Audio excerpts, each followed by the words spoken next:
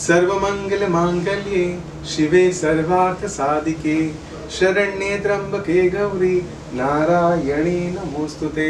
नमस्कार, मैं फ्यूचर गुरु ज्ञानेश्वर श्री आप सभी का स्वागत करता हूँ। माँ शारदीय नवरात्रि का उत्सव 7 अक्टूबर को शुरू होने वाला है।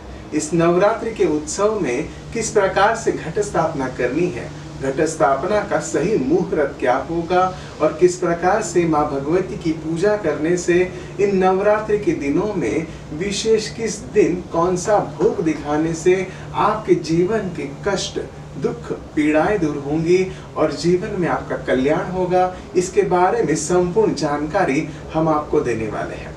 यदि आप हमारे चैनल पर नए हो तो सबसे पहले हमारा चैनल सब्सक्राइब जरूर कर लीजिएगा और बेल आइकॉन जरूर प्रेस करें, जिससे हमारी रोचक जानकारियां आप तक पहुंचती रहेंगी। इस बार नवरात्रि में वैधृत योग माना जाता है जो 7 अक्टूबर को होगा और विशेष रूप से चित्रा नक्षत्र जो है ये शुभ नहीं माना जाता। इस बार जो फाइनेंशियल क्राइसिस हमारे भारतवर्ष के ऊपर, ये पूरे विश्व के ऊपर आए हैं, इस फाइनेंशियल क्राइसिस कहीं आपके जीवन पे भी प्रभावित कर रहे होंगे, तो माँ भगवती की कृपा पाने के लिए हम जो आपको उपाय बताएंगे वो उपाय आप जरूर करें।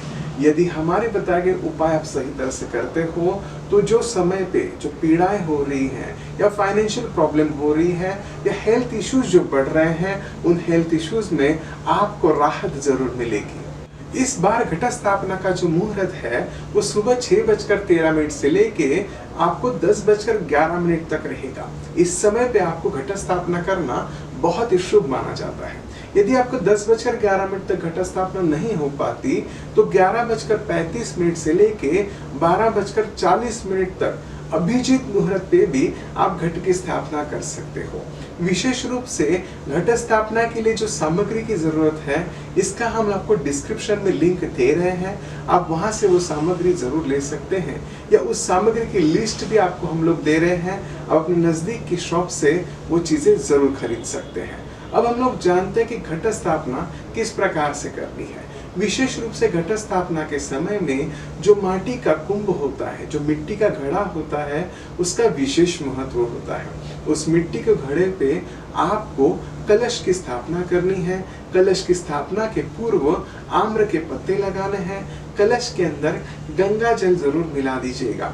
यदि अनुकूल हो तो किसी भी आपके नजदीक में नदी का पानी होगा, उसको मिलाना भी शुभ माना जाता है। विशेष रूप से आपको जौ उगानी बहुत जरूरी होती है। इसके लिए एक स्टील की पूरी थाली ले लीजिएगा, उसमें मिट्टी थोड़ी सी डाल के जो भी जौ के दाने होते हैं वहां पे आपको डालने हैं। उसके पश्चात 9 दिन तक आपको वो जौ उगाना माता के लिए बहुत जरूरी होता है। तब माता की पूर्ण पूजा सिद्ध मानी जाती है। विशेष रूप से हम आपको अभी बताएंगे कि आपको 7 अक्टूबर को किस प्रकार से माता को प्रसन्न करना है। 7 अक्टूबर को विशेष रूप से माता का पहला दिन माना जाता है, वो शैलपुत्री माता का है। शैलपुत्री माता को विशेष रूप से घी से बनाया हुआ भोग और मालपोहे जो होते हैं, इसका भोग दिखाना बहुत ही शुभ होता है। इसके लिए 7 तारीख को माता को प्रसन्न करें। जो विशेष रूप से कन्या विवाह की इच्छा रखते हैं, उन व्यक्तियों को, उन कन्याओं को विशेष रूप से शैलपुत्री माता की पूजा करनी है और मालपोहे का नैवेद्य माता को दिखाना है। 8 अक्टूबर को द्वितीया तिथि पे माँ ब्रह्मचारिणी की पूजा होती है। ब्रह्मचारिणी की पूजा विशेष रूप से अपने विजय कार्य को सिद्ध करने के लिए, अपने कार्य जीवन में यश की प्राप्ति के लिए ब्रह्मचारिणी माता की पूजा में मिश्री एवं शक्कर से बना हुई मिठाई यदि आप माता जी को भोग रूप में चढ़ाते हैं तो माता जी विशेष प्रसन्न होती है। 9 अक्टूबर को तृतीया और चतुर्थी साथ में होने की वजह से कुष्मांडा और चंद्रघंटा माता की साथ में पूजा होगी।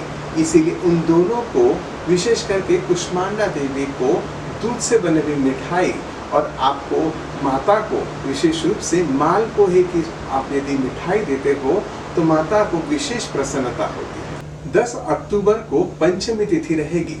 विशेष रूप से जो विद्यार्थी अपने जीवन में यश की प्राप्ति करना चाहते हैं और विद्याभ्यास में विशेष प्रगति करना चाहते हैं, वो माता स्कंद माता की पूजा करें। इस दिन स्कंद माता की पूजा में विशेष रूप से आपको माखन का भोग देना है। माता माखन का भोग से बहुत ही प्रसन्न हो जाएंगी। अब आपको 11 अक्टूबर को जो षष्ठी आएगी, उस दिन माँ कात्यायनी की पूजा होती है। माँ कात्यायनी विशेष रूप से आपको जीवन में सुंदरता का प्रदान करती है। जो व्यक्ति अपने जीवन में बहुत ही यश प्राप्ति की इच्छा रखता है, अपने सौंदर्य को बढ़ाने की इच्छा रखता है, वो कात्यायनी देवी की विशेष पूजा करके शहद का भोग जरूर दिखाएं। शहद माता कात्यायनी को विशेष प्रसन्न होता है। 12 अक्टूबर को विशेष रूप से सप्तमी होगी।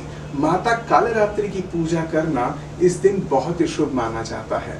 विशेष रूप से कालरात्रि माता की पूजा में यदि आप शक्कर से बनी हुई मिठाई माता जी को चढ़ाते हैं तो माता बहुत ही प्रसन्न होती है। विशेष रूप से जिन व्यक्तियों को नवग्रह की पीड़ा है, शत्रुओं की पीड़ा है, वह यह कालरात्रि के दिन माता की पूजा जरूर करें, उन्हें लाभ जरूर होगा। 13 अक्टूबर को अष्टमी मानी जाती है। अष्टमी के दिन विशेष करके महागौरी की पूजा होती है। आपको अष्टमी के दिन छोटी कन्याओं को भोजन कराना बहुत ही शुभ माना जाता है।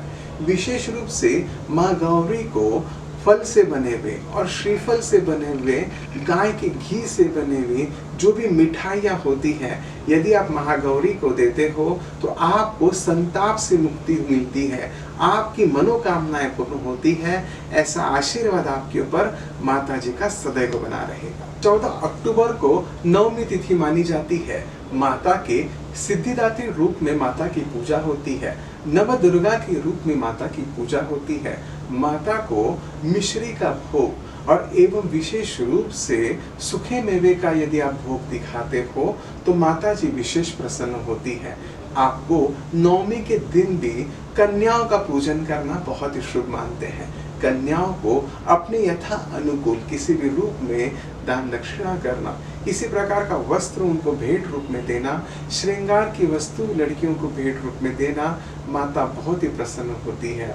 और उसके पश्चात दशमी के दिन माता की दशहरे के दिन पूजा होती है।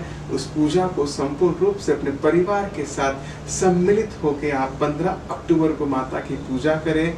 अष्टमी नवमी को विशेष रूप से माता जी के नाम से हवन और यज्ञ भी करे जाते हैं।